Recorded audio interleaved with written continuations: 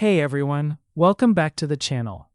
In this video, I'll show you how to hide an Instagram chat without deleting the conversation. Let's get started. First, open the Instagram app on your phone.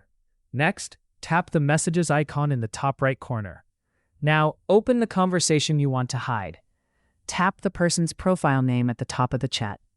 Scroll down and select Privacy and Safety. Here, tap Restrict. Confirm your choice if prompted. Once the account is restricted, the chat will be moved out of your main inbox and hidden from your regular conversations without deleting any messages. You can remove the restriction at any time if you want the chat to appear in your inbox again. And that's it. That's how you can hide an Instagram chat without deleting it.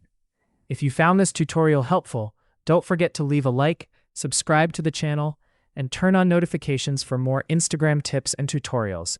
Thanks for watching, and I'll see you in the next video.